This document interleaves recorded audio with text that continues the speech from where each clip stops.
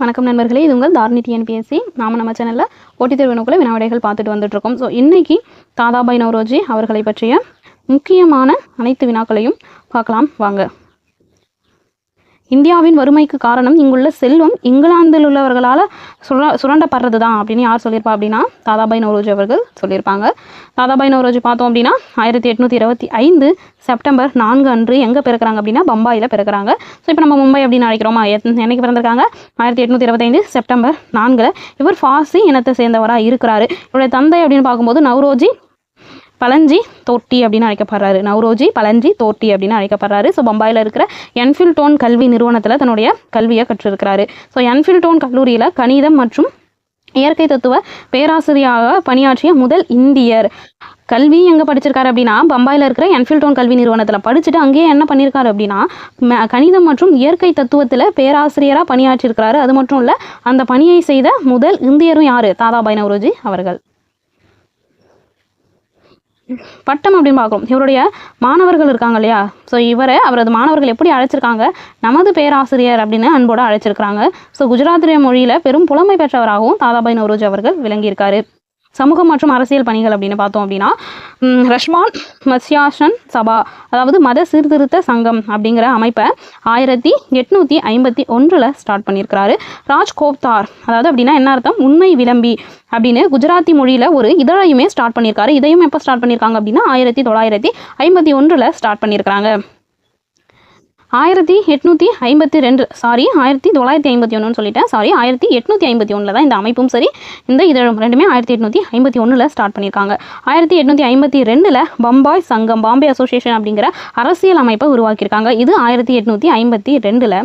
1855 அதுக்கப்புறம் என்ன செய்கிறாங்க அப்படின்னா வணிகம் செய்வதற்காக லண்டனில் இருக்க லண்டனுக்கு போகிறாங்க. அங்கே போயிட்டு ஒரு 10 வருஷம் கழிச்சு 1865 லண்டன்லேயே என்ன பண்ணுறாங்க அப்படின்னா இந்திய சங்கம், அதாவது லண்டன் இந்தியன் சொசைட்டி அப்படிங்கிற அமைப்பை தோற்றுவிக்கிறாங்க. எங்கே தோற்றுவிக்கிறாங்க? லண்டன்லேயே 1865 இந்திய சங்கம் அப்படிங்கிற அமைப்பை ஸ்டார்ட் பண்ணுறாங்க. 1866 கிழக்கிந்திய சங்கம், ஈஸ்ட் இந்தியன் அசோசியேஷன் அப்படிங்கிற அமைப்பை ஸ்டார்ட் பண்ணுறாங்க. கிழக்கிந்திய சங்கம் எப்போ ஸ்டார்ட் பண்ணுறாங்க? 1866. இந்த அமைப்புடைய நோக்கமே என்னவா இருக்குது அப்படின்னா இந்தியர்களின் குறைகளை பிரிட்டிஷ் மக்களிடம் கொண்டு சேர்க்கறதுக்காக தான் என்ன பண்ணியிருக்காங்க, இந்தியர்களுடைய குறைகளை பிரிட்டிஷ் மக்களுக்கு சொல்லணும் அப்படிங்கிறதுக்காக தான் இந்த அமைப்பை ஸ்டார்ட் பண்ணியிருக்காங்க. ஸோ பெண் கல்விக்காக பம்பாயில் முதல், கவனமாக பார்க்கணும், மும்பையில் ஃபஸ்ட்டு பள்ளியை தொடங்கினவர் யார்? இவர் தானா. ஓகேவா? இந்திய தேசிய காங்கிரஸ் மற்றும் பிரிட்டிஷ் நாடாளுமன்றத்தில் இவங்க என்னென்ன பணிகள் செஞ்சுருக்காங்க தாதாபாய் நவ்ரோஜி அவர்கள் அப்படிங்கிறத அடுத்து பார்க்கலாம். ஸோ இவர் இந்திய தேசிய காங்கிரஸை தோற்றுவித்தவர்களில் முக்கியமான ஒருவராக இவர் இருந்திருக்கிறாரு. ஸோ இந்திய தேசிய காங்கிரஸுடைய தலைவராக 3 முறை தேர்ந்தெடுக்கப்பட்டிருக்காங்க. எத்தனை முறை? 3 முறை தேர்ந்தெடுக்கப்பட்டிருக்காங்க. 1886 கல்கத்தா மாநாட்டிலையும், 1893 லாகூர் மாநாடு, 1906 திரும்பவும் கல்கத்தா மாநாடு. ஸோ இந்த 3 மாநாடுகளையும் என்ன பண்ணியிருக்காங்க? தலைவராக இருந்திருக்கிறாரு. 1885 தான் ஐஎன்சி ஸ்டார்ட் பண்ணுவாங்க இல்லையா. ஸோ காங்கிரஸுடைய 2வது மாநாட்டிலே என்ன பண்ணியிருப்பாரு? தலைவராக ஆகியிருப்பார். 1892 பிரிட்டிஷ் நாடாளுமன்றத்துக்கு தேர்ந்தெடுக்கப்பட்ட முதல் இந்தியர். ஓகேவா? ஸோ பிரிட்டிஷ் நாடாளுமன்றத்துக்கு தேர்ந்தெடுக்கப்பட்ட முதல் இந்தியர் யார்? தாதாபாய் நவ்ரோஜி அவர்கள். இவர் லண்டனில் உள்ள லிபரல் கட்சி சார்பாக என்ன பண்ணியிருப்பாரு? போட்டியிட்டிருக்காரு. ஓகேவா? லண்டனில் இருக்கிற லிபரல் கட்சி சார்பாக போட்டியிட்டிருக்காரு. இவர் பார்த்தோம் அப்படின்னா மத்திய பிரின்ஸ்பரி அப்படிங்கிற தொகுதியில் தான் வெற்றி பெற்றிருக்காரு. ஓகேவா? ஸோ இந்த லிபரல் கட்சி சார்பாக போட்டியிட்டு மத்திய பிரின்ஸ்பரி அப்படிங்கிற தொகுதியில் வெற்றி பெற்றிருக்காரு. நாடாளுமன்றத்தில் இந்தியர்களுடைய நிலை குறித்து தொடர்ந்து என்ன பண்ணியிருக்காரு? குரல் கொடுத்துக்கிட்டே இருக்காரு. ஸோ இந்தியாவோட நிலைமையை பற்றி பேசிக்கிட்டே இருக்காங்க. 1906 கல்கத்தா மாநாட்டில் சுயராஜ்யம் அப்படிங்கிற சொல்ல முதல்ல காங்கிரஸ் மேடையில் முழங்கியவர். எங்கே? காங்கிரஸ் மேடையில் 1906 சுயராஜ்யம் அப்படிங்கிற சொல்ல முழங்கியிருக்காரு. சுயராஜ்யம் எனது பிறப்புரிமை அதை அடைந்தே தீர்வேன் அப்படின்னு சொல்லிட்டு யார் சொல்லியிருப்பா? பாலகங்காதர திலகர் அவர்கள் சொல்லியிருப்பாரு. இவர் காங்கிரஸில் மிதவாதி பிரிவை சார்ந்தவராக இருந்திருக்கார். ஸோ மிதவாத தேசியவாதம் அப்படின்னு அதாவது மிதவாத தேசியவாதிகள், தீவிரவாத தேசியவாதிகள் காங்கிரஸ் 2 இருந்திருக்கலாம். இவர் மிதவாத பிரிவை சார்ந்தவராக இருந்திருக்காரு.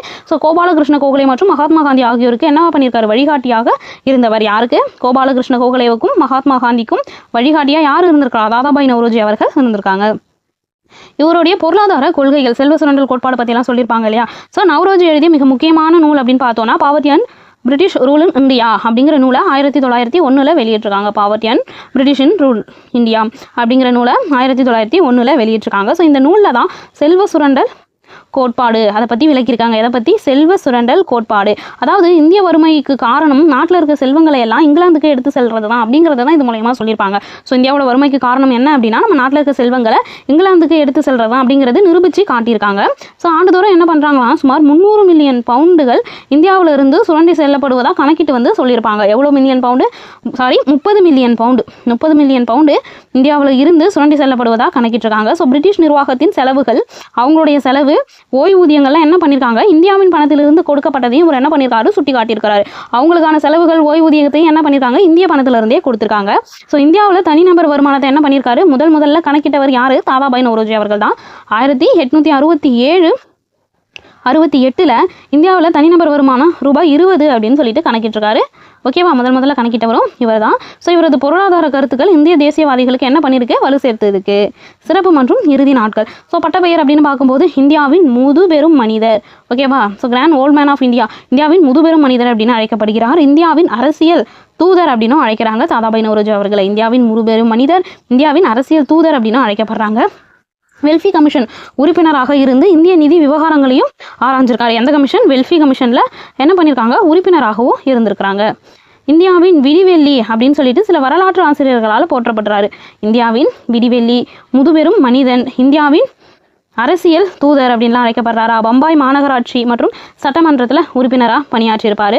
இவர் தன்னுடைய 91வது, அதாவது 91 வயது வரை வாழ்ந்தார். அப்போ 91வது வயதில் 1917 ஜூன் 30 அன்று என்ன பண்ணுறாரு, பம்பாயில் காலமாறாரு. 1917 ஜூன் 30 தன்னுடைய 91வது வயசில் பம்பாயில் காலமாறாரு. இவருடைய நினைவாக மும்பையில் என்ன பண்ணுறாங்க, நிறைய சாலைகளுக்கும் கல்வி நிறுவனங்களுக்கும் தாதாபாய் நவ்ரோஜி அவர்களுடைய பெயர் வைக்கப்பட்டிருக்கு. இவர் அஞ்சல் துறை என்ன பண்ணியிருக்காரு, இவருடைய உருவம் பொறித்த அஞ்சல் தலைகளை வெளியிட்டிருக்கு. இந்திய பொருளாதார வரலாற்றின் தந்தை என்று அழைக்கப்படுவர்களில் இவரும் ஒருவராம். ஓகேவா? ஸோ இந்திய பொருளாதார வரலாற்றின் தந்தை என அழைக்கப்படுறவர்களில் தாதாபாய் நவ்ரோஜி அவர்களும் ஒருவர். ஓகேவா? ஸோ இந்த வீடியோ கண்டிப்பாக உங்களுக்கு பயனுள்ளதாக இருந்திருக்கும். ஸோ இதே மாதிரியான இம்பார்ட்டண்டான வீடியோஸ்க்கு மறக்காமல் என்ன பண்ணிக்கோங்க, நம்மளுடைய சேனலை சப்ஸ்கிரைப் பண்ணிக்கோங்க, லைக் பண்ணுங்கள், ஷேர் பண்ணுங்கள், கமெண்ட் பண்ணுங்கள். ஸோ இதே மாதிரி இன்னொரு முக்கியமான வீடியோவில் உங்களை சந்திக்கிறேன். நன்றி.